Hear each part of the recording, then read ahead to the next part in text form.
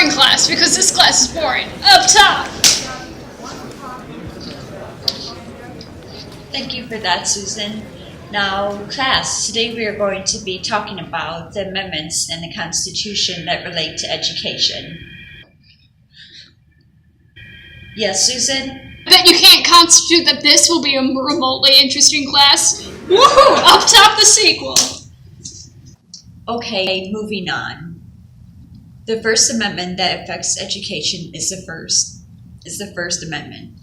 The First Amendment ensures freedom of religion, press, and speech.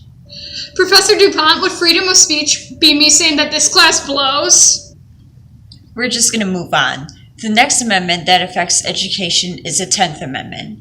The 10th Amendment grants responsibility for education to each state.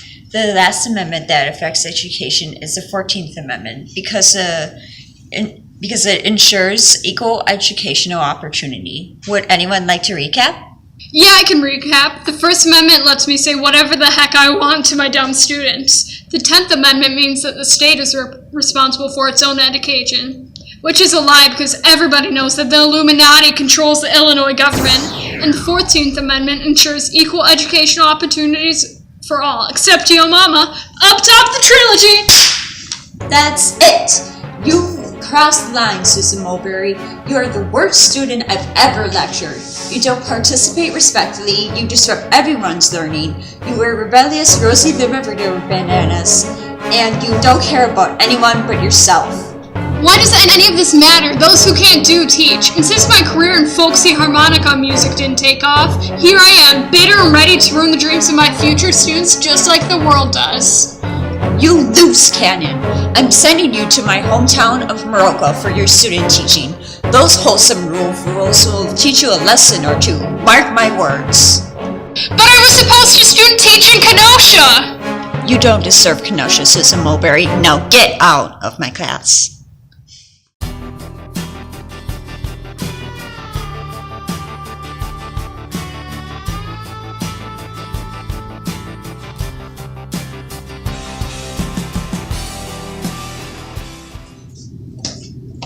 Golly gosh, Roonies! You must be the new student teacher. My name is Secretary Kelsey Hansen. Welcome to Muroqua Middle School. Okay, Bubbles, enough with the niceties. I'm here just to educate some country bumpkins. Do you know where Principal Stefferson is?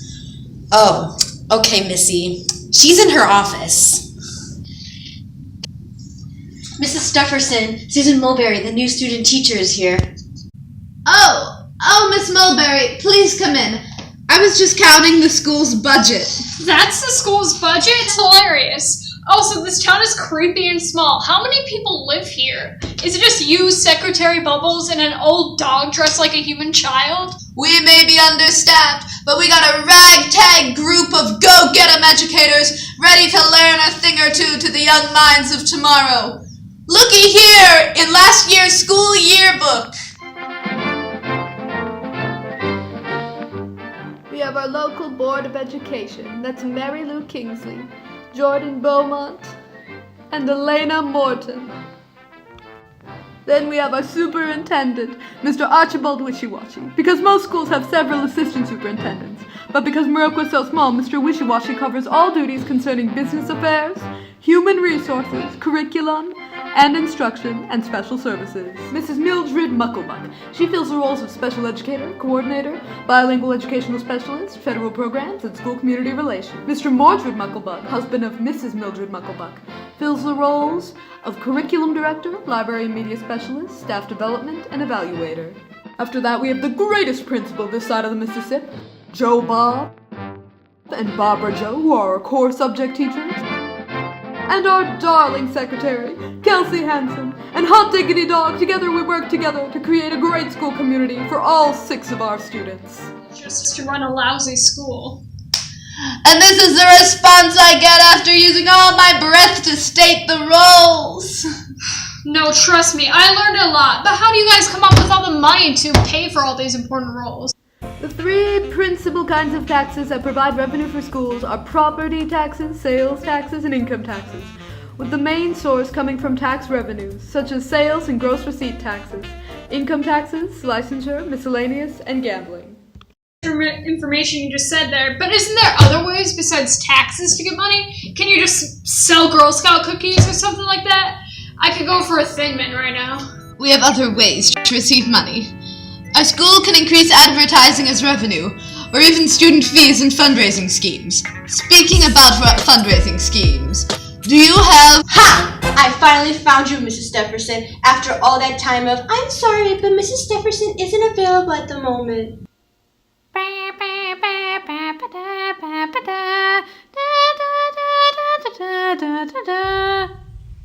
And great timing as well. I heard you were just talking about funds. You better start counting your pennies, Mrs. Stefferson, because your school is closing due to lack of funds. Ay, Dios mío! Oh, come on. Why do you gotta bring him into this? Whoa. You can't just close the school and put me and all the other teachers out on the street. I have rights! You do? Like what? You're not even a certified teacher yet. That's right, but I will be. Teachers then sign an employment contract which states things like salary and a definition of the assignment. But what about tenure? Tenure provides security for teachers so they're not removed due to political motivations. What if a bunch of teachers don't like their salary? Can they come and attack me? Sometimes I wonder, who is this incompetent woman? And why does she look like a sick owl? Teachers can collectively bargain and represent themselves as a unit to negotiate with the school board. You can't just teach whatever you want. Or can you? To a degree, yes. Teachers have academic freedom, but they must meet national academic standards. That's why we have tests, Susan. I bet you'll give those to whoever you want.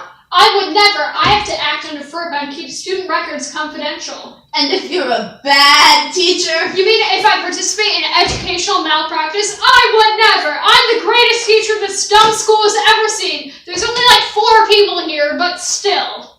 You may be the last teacher the school ever sees if it doesn't get its money together. Oh, I never had these problems when I was a student. I didn't either. I had different problems. I had no freaking rights as a student. I remember it like it was yesterday. Your teacher tells me that this is the 3rd time that you're wearing leggings to class. Yes, it is. I don't really understand what the problem is with wearing leggings to school. Well, to some people, leggings are meant to show off your legs. You see, I can understand that, but I'm allowed to wear shorts, so I don't really see what the problem is. Susan, I do see your point. I think there needs to be a change to the dress code. Well, the law is the dress codes and grooming generally are in favor in the student as long as it is not interrupting students' learning. And feeling more comfortable can help me learn and succeed in the learning environment. I see your point.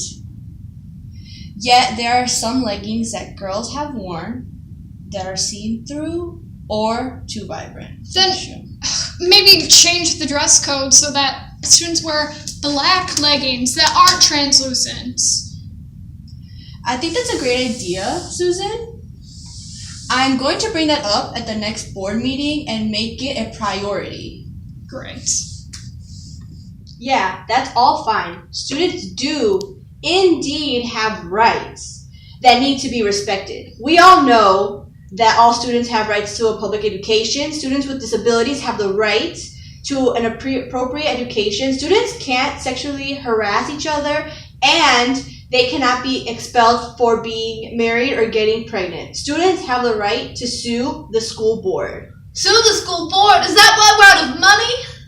No! Weren't you paying attention? It's up to you all to find the money to keep the school from closing. Does it actually close down? Why do I care?